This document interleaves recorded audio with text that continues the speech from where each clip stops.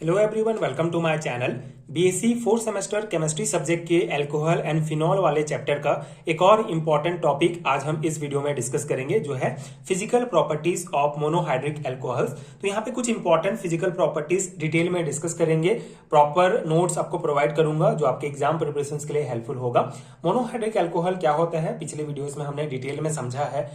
इसके method of formation को भी डिटेल में मैंने समझाया है। अगर आपने वीडियो नहीं देखा है तो डिस्क्रिप्शन बॉक्स में आपको प्लेलिस्ट का लिंक मिलेगा, आप चेक कर सकते हैं। सो मोनोहाइड्रिक अल्कोहल क्या होता है, अगर हम बेसिक समझें तो वो है अल्कोहल जिसमें एक hydroxyl group OH group present होता है, उसे मोनोहाइड्रिक अल्कोहल कहा जाता है। ठीक है, तो यहाँ पे जैसे कि इथेनॉल, मिथेनॉल, ये सभी मोनोहाइड्रिक अल्कोहल के एग्जांपल है। तो यहाँ पे हम इसका कुछ इंपॉर्टेंट फिजिकल प्रॉपर्टीज देखेंगे। तो पहले फिजिकल प्रॉपर्टीज में हम इसके फिजिकल स्टेट्स के बारे में डिस्कस करेंगे। So lower monohydric alcohols like methanol and ethanol are colorless liquids with characteristic smell. Higher alcohols are oily, liquid or solids. ठीक है, तो ये हमारा फिजिकल स्टेट है।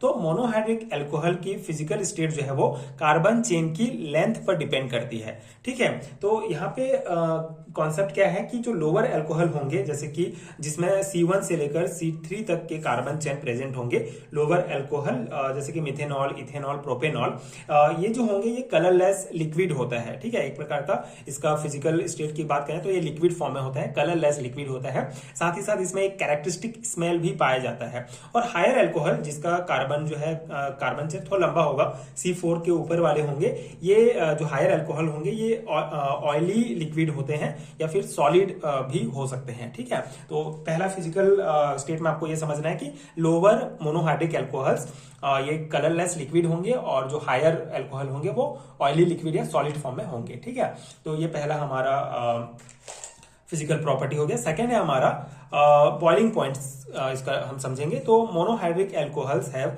Higher boiling points than corresponding alkanes and ethers. This is due to intermolecular hydrogen bonding between OH groups and boiling point increase with increase in molecular mass. ठीक है, तो ये भी बहुत सिंपल सा कॉन्सेप्ट है। देखिए, मोनोहाइड्रिक अल्कोहल का जो बॉइलिंग पॉइंट होता है वो एल्केन्स या ईथर की तुलना में जो है थोड़ा सा ज्यादा होता है। ठीक है, एल्केन्स या ईथर की तुलना में मोनोहाइड्रिक अल्कोहल का बॉइलिंग पॉइंट ज्यादा होता है। इसका मेन रीजन ये है कि अल्कोहल मॉलिक्यूल के बीच हाइड्रोजन बॉन्डिंग होती है। ठीक है, अल्कोहल मॉलिक्यूल्स के बीच हाइड्रोजन बॉन्डिंग होती है और इससे जो मॉलिक्यूल्स होंगे आपस में बहुत स्ट्रॉन्ग बॉन्ड के द्वारा एक दूसरे से जुड़े रहते हैं, स्ट्रांगली एक दूसरे को अट्रैक्ट करते हैं, इसलिए इसका बॉइलिंग पॉइंट हाई होगा। ठीक है, और एक पॉइंट यह है कि बॉइलिंग पॉइंट जो है इसके मॉलिक्यूलर मास के इंक्रीज, जैसे ही इसका मॉलिक्यूलर मास इंक्रीज होगा वैसे इसका बॉइलिंग पॉइंट भी इंक्रीज होते जाता है। तो ये सिंपल से पॉइंट्स हैं जो आप एक बार भी अच्छे से ध्यान से पढ़ेंगे, याद करेंगे तो याद हो जाएगा। बाकी इंपॉर्टेंट टॉपिक्स हैं क्योंकि आपके सेमेस्टर एग्जाम्स में जो सिलेबस में टॉपिक है उसी को मैं प्रॉपर पढ़ा रहा हूं, क्योंकि एग्जाम में कौन से टॉपिक से क्या प्रश्न आ जाए कहा नहीं जा सकता। तो आप सभी टॉपिक्स को डिटेल में अच्छे से पढ़ेंगे तो आपका अच्छा प्रिपरेशन हो जाएगा सेमेस्टर एग्जाम्स का। तो सिंपल पॉइंट है ये, इसको एक दो बार आपको पढ़ने की जरूरत है, उसके बाद आप इजीली इसको एग्जाम में लिख सकते हैं। तीसरा पॉइंट है हमारा lower alcohols methanol, ethanol, propanol are completely miscible in water due to hydrogen bonding with water molecules. Solubility decrease as carbon chain length increase. ठीक है, तो ये solubility in water, तो जो लोअर अल्कोहल होंगे जैसे कि मेथेनॉल, इथेनॉल, प्रोपेनॉल, ये सभी वाटर में सॉल्युबल होते हैं, इजिली जो है ये कंप्लीटली वाटर में घुल जाते हैं।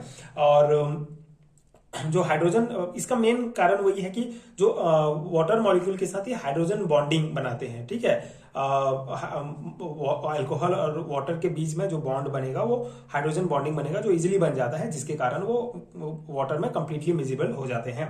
और कार्बन चेन बनने पर अल्कोहल का नॉन पोलर पार्ट जो है वो बढ़ जाता है, इससे वाटर के साथ जो है इसका इंटरेक्शन कम हो जाता है, इसलिए हायर अल्कोहल पानी में कम घुलते हैं। ठीक है, तो इसलिए कहा गया है कि सॉल्युबिलिटी डिक्रीज होते जाता है जब कार्बन चेन लेंथ जो है वो इंक्रीज होगा। ठीक है, क्योंकि कार्बन चेन बढ़ने पर अल्कोहल का नॉन पोलर वाला पार्ट बढ़ जाएगा, इससे वाटर के साथ इंटरेक्शन कम हो जाएगा, वाटर और अल्कोहल के बीच कम बॉन्ड बनेगा, जिससे हायर अल्कोहल जो होंगे कम घुलनशील होंगे। ठीक है, फोर्थ है most monohydric alcohol are lighter than water except a few higher alcohol. ठीक है, तो ये भी सिंपल सा पॉइंट है, इससे डेंसिटी की बात कर रहा है। अधिकतर मोनोहाइड्रिक अल्कोहल की जो डेंसिटी होती है वो पानी से कम होती है, इसलिए वाटर से ये जो ज्यादातर जो मोनोहाइड्रिक अल्कोहल होते हैं वो लाइटर होते हैं, कुछ हायर अल्कोहल को छोड़कर बाकी सभी जो है वो वाटर से हल्के होंगे। ठीक है, तो ये 4 इंपॉर्टेंट पॉइंट्स हैं, फिजिकल प्रॉपर्टीज हैं मोनोहाइड्रिक एल्कोहल्स के, जो आप अच्छे से तैयारी कर लेंगे आपके एग्जाम के लिए। एंड आई होप कि ये नोट्स आपको समझ में आ गया होगा, या ये नोट्स आपके एग्जाम प्रिपरेशन के लिए हेल्पफुल रहा होगा। अगर आपको हैरिटा नोट्स चाहिए पीडीएफ फॉर्म में, तो नीचे डिस्क्रिप्शन बॉक्स में आपको पीडीएफ स्टोर का लिंक मिलेगा, वहां आपको unit wise 4th semester, 3rd semester, 2nd किसी भी सेमेस्टर का बीएससी का नोट्स चाहिए तो उसका लिंक मिल जाएगा, आप चेक कर सकते हैं एंड नोट्स डाउनलोड कर सकते हैं, जो आपके एग्जाम प्रिपरेशन के लिए बहुत हेल्पफुल होगा। Thank you so much for watching.